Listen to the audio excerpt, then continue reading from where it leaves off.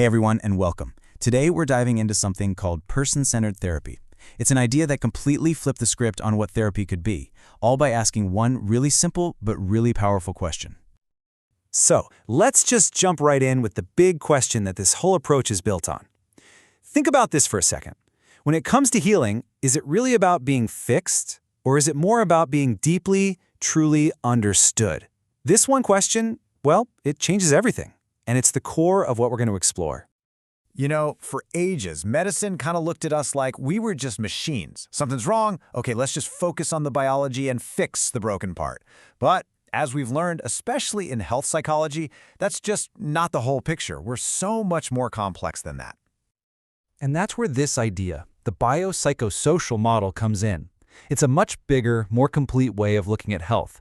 It says, hey, you can't just look at the biological stuff. You've got to consider the psychological, our thoughts, our feelings, and the social, our relationships, our environment. They're all connected. And this is exactly where person-centered therapy finds its home, because it's all about seeing people as, well, people, not just a checklist of symptoms.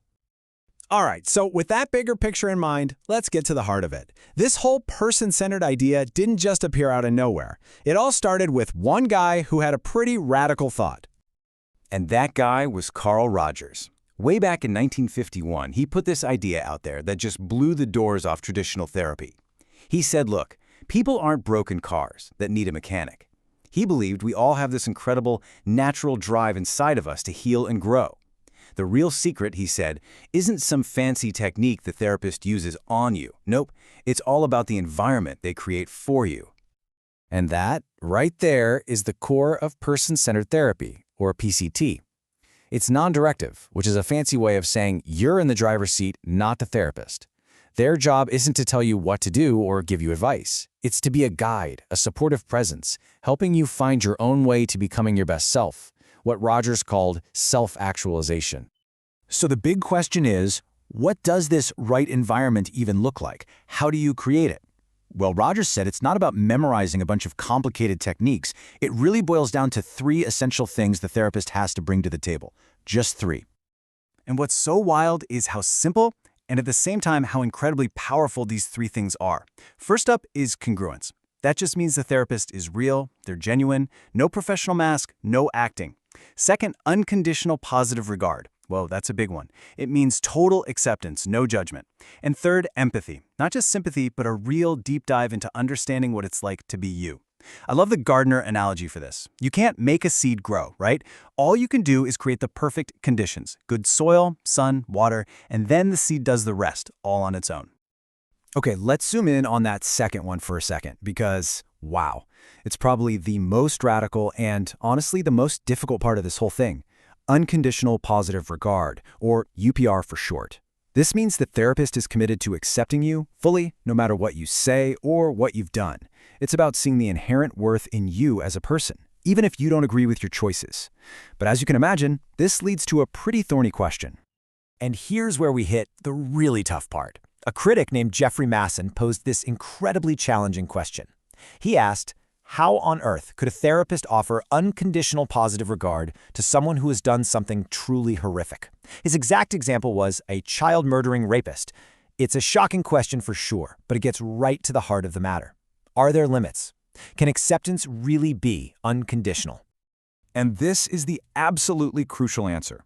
The theory doesn't ask therapists to be saints or to do the impossible. What it does do is put a huge ethical responsibility right on the therapist's shoulders. They have to be brutally honest with themselves and ask, can I genuinely offer this person enough acceptance to help them? And if the answer is no, then their professional duty is clear. They don't fake it. They refer that client to another therapist who can create that safe, accepting space for them. So you can see how this whole approach, this focus on being non-judgmental and letting the client lead, really clashes with some of the other major therapies out there, especially the ones that are all about action. Yeah, you can really see the difference in philosophy here. On one hand, you have the person-centered approach, which is all about being.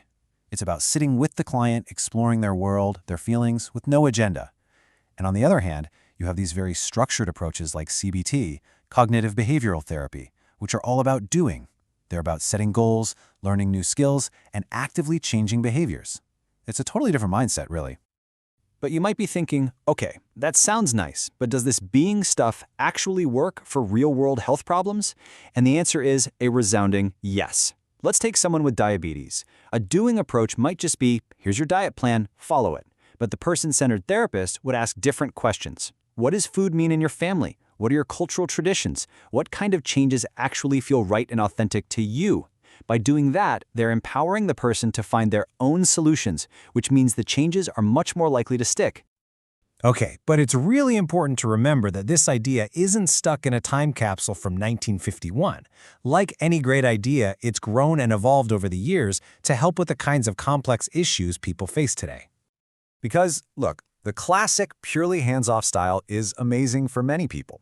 But therapists started to ask a tough question. Is just listening and reflecting always enough for everyone?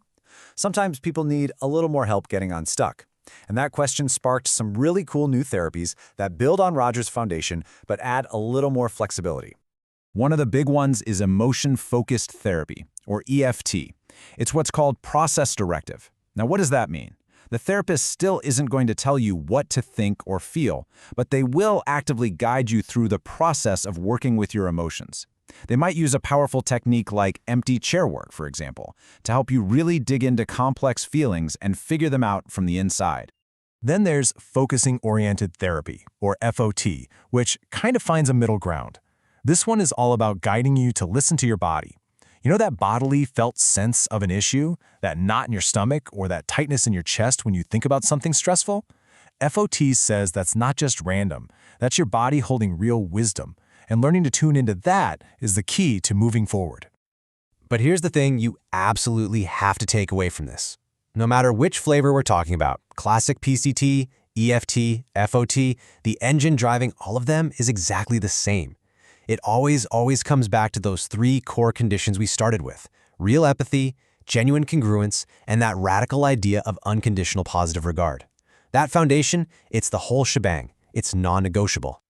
And that brings us full circle, right back to that first question. We live in this world that's obsessed with quick fixes, life hacks, and being productive 24/7. So in a world like that, what is the real transformative power of just being heard, of being truly seen and accepted for who you are, without any agenda? That's the powerful question person-centered therapy asks us to think about. Thanks so much for tuning in.